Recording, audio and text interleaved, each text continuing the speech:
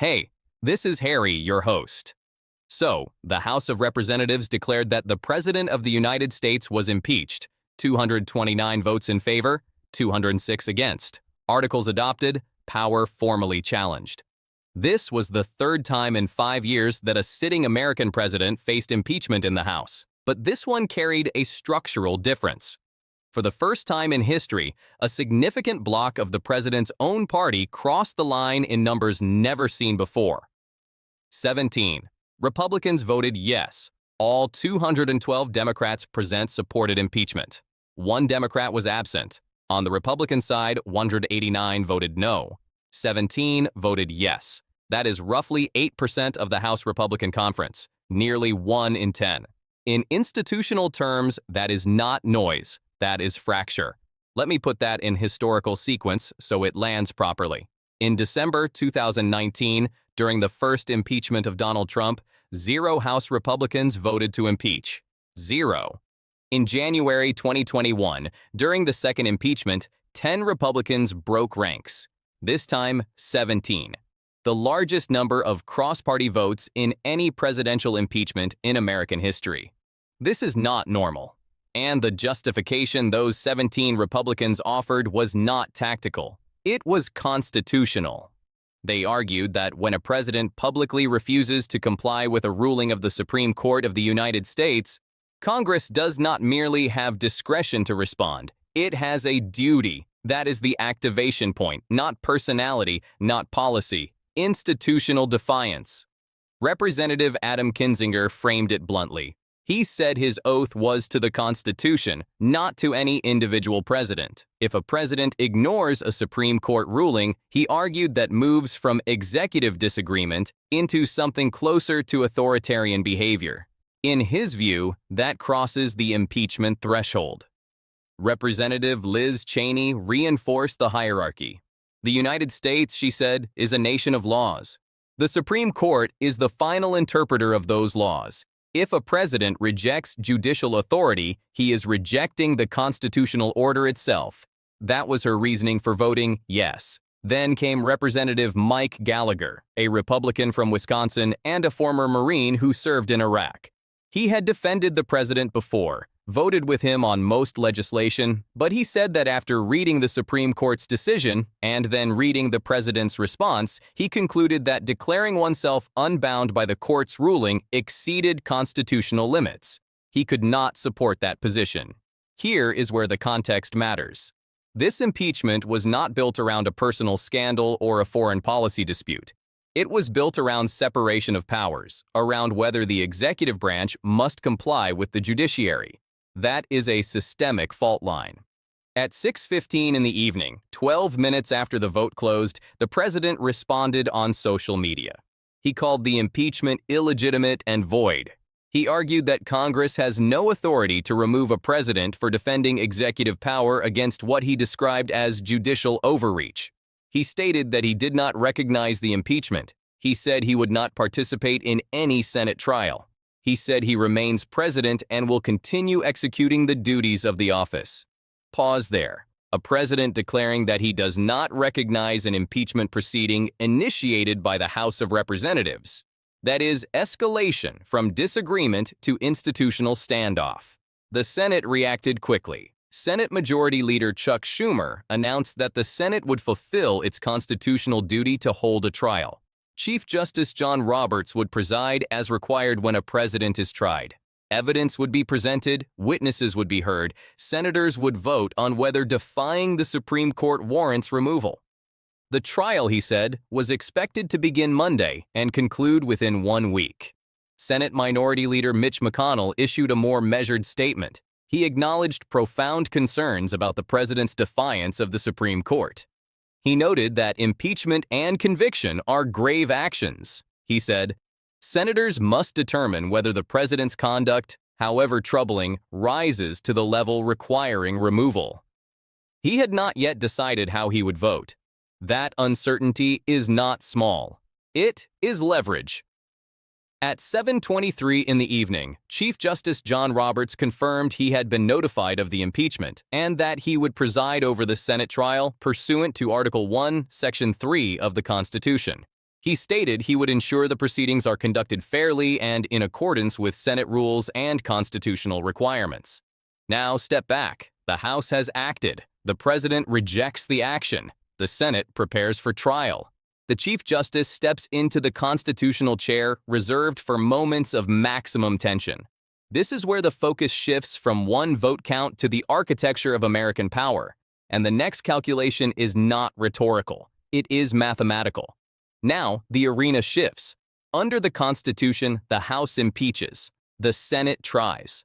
Conviction requires 2/3 of the Senate, 67 out of 100. Not a majority, not a strong majority. A supermajority designed to make removal rare, deliberate, and structurally difficult. This is where the confrontation stops being symbolic and becomes mathematical. The current Senate alignment is simple on paper. 51 seats are held by Democrats and independents who caucus with them. 49 seats are held by Republicans. If every Democrat and aligned independent votes to convict, 16 Republicans must join them to reach 67. 16. That number is now the fulcrum of the American constitutional system before the trial even begins. 12. Republican senators had already publicly rejected the president's claim of sweeping emergency powers. The names matter because institutions are carried by individuals. Mitch McConnell, Mitt Romney, Lisa Murkowski, Susan Collins, Bill Cassidy, Ben Sasse, Richard Burr, Pat Toomey, Rob Portman, Tom Tillis, Shelley Marapo, Joni Ernst. 12. If, and it is still an if, all 12 vote to convict, 4 more Republicans are required. Without them, the effort fails. Here is where you need to slow down and understand the leverage. The public statements made before a trial are signals. Signals reduce uncertainty. Signals create permission structures inside a caucus. Potential additional votes are already being discussed. Mike Rounds of South Dakota has said the Supreme Court's ruling must be respected. Shelley Moore Carpo of West Virginia has described the president's response as inappropriate. Todd Young of Indiana has called for compliance with judicial orders. John Thune of South Dakota has expressed concern about a constitutional crisis. If those 4 join the 12, the number hits 16. Add 51 Democrats, 67 conviction becomes not rhetorical, but arithmetically possible. Let me say that clearly.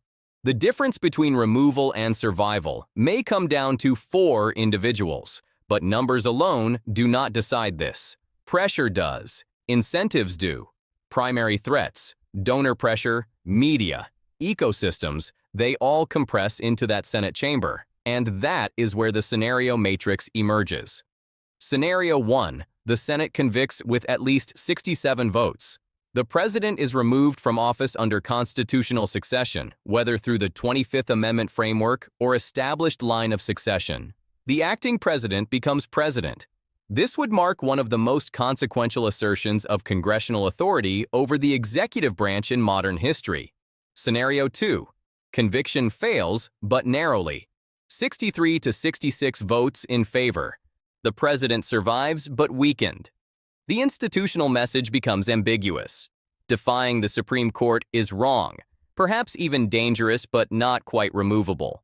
Accountability attempted, not achieved. Scenario 3. Conviction fails decisively. Fewer than 60 votes to convict. The president declares vindication. The president becomes Stark. President can openly defy the Supreme Court and survive if his party closes ranks. This is where the stakes expand beyond one administration because each scenario rewrites expectations for future presidents. Now, consider the indicators that will shape which path materializes. Indicator 1. Does the president rescind the emergency order or announce compliance with the Supreme Court ruling before or during the trial? If he does, some senators may argue the constitutional crisis has been resolved, reducing the need for removal. If he does not, the defiance remains active. Indicator 2. Do any Republican senators publicly commit to voting to convict before the trial concludes? Early commitments create momentum. They also provide political cover for others. Indicator 3. Does the president participate in the trial or boycott it? If he refuses to mount a defense conviction, may become procedurally cleaner, but a boycott could also energize his supporters and frame the trial as illegitimate in their eyes. Indicator 4. What evidence do House managers present? Can they demonstrate that the president's defiance constitutes a structural threat to constitutional order rather than a policy dispute? Indicator 5. Public opinion. If national polling, including among Republican voters, shifts towards supporting conviction, senators gain political insulation. Indicator 6. External shock, another crisis, another escalation. A statement or action that changes the calculation mid-trial. This is not theater, it is fluid. To understand how unusual this moment is, look backward. In 1868, Andrew Johnson was impeached. The Senate voted 35 to convict, 19 to acquit, 1 vote short of removal. The system strained but held. In 1999, Bill Clinton was impeached. The Senate voted 50 to 50 on one article, 45 to 55 on another. Conviction was never within reach. In 2020, Donald Trump faced his first impeachment. The Senate voted 48 to 52 on abuse of power and 47 to 53 on obstruction. Only 1 Republican voted to convict. In 2021, during the second impeachment of Donald Trump, the Senate voted 57 to 43. 7 Republicans supported conviction, still 10 votes short. The pattern is unmistakable. Presidential impeachments almost never end in removal. But this case introduces a different axis. The charge is not centered on personal misconduct, not foreign entanglements, not perjury.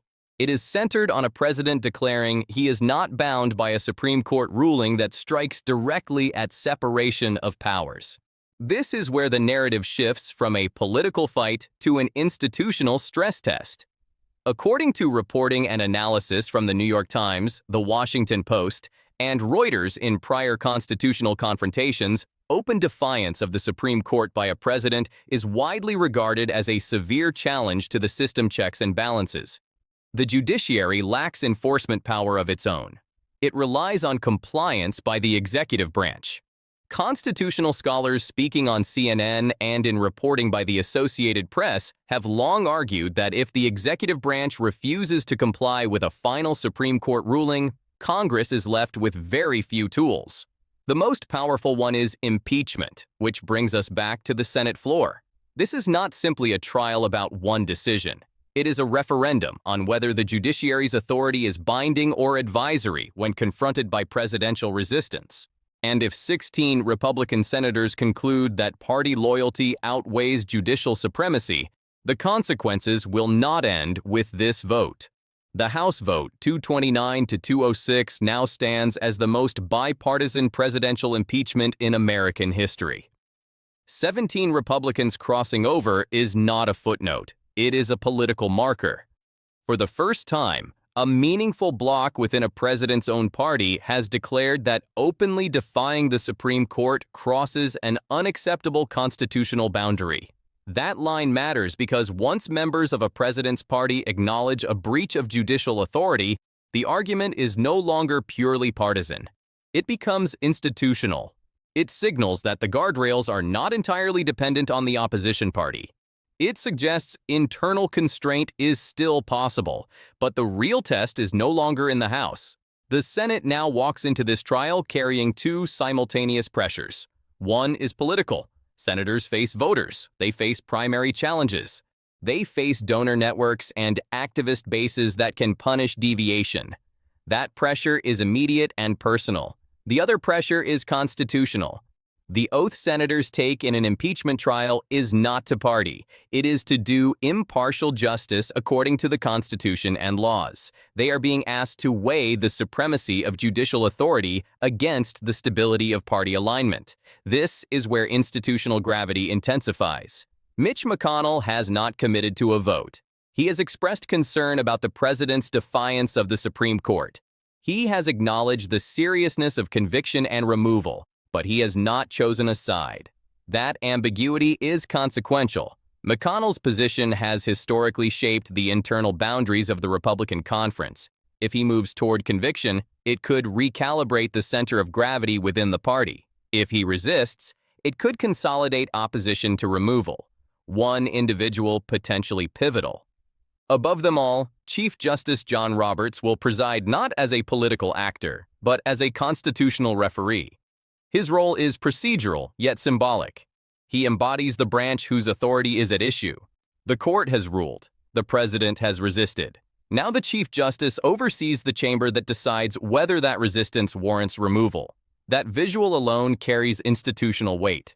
If the Senate convicts with 67 votes or more, the president will be unmistakable. No president stands above a Supreme Court ruling. Defiance triggers consequence. The separation of powers holds under stress. If the Senate fails to reach 67, especially if the vote falls well short, a different signal emerges. It would suggest that enforcement of judicial authority depends not solely on constitutional design, but on partisan alignment. That removal is possible in theory, but fragile in practice. Let me frame it plainly.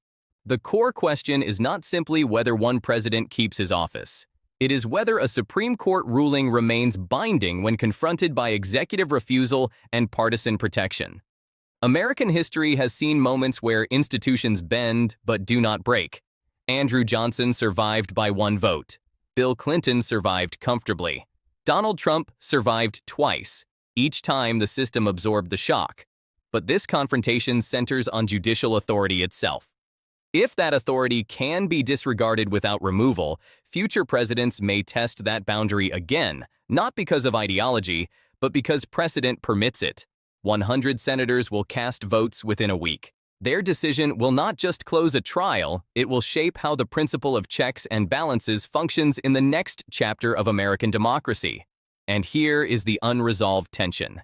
If the branch designed to enforce accountability hesitates when judicial authority is directly challenged, what exactly remains as the final safeguard of constitutional order? Thank you for listening.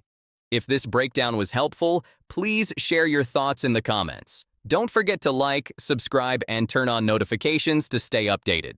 See you next.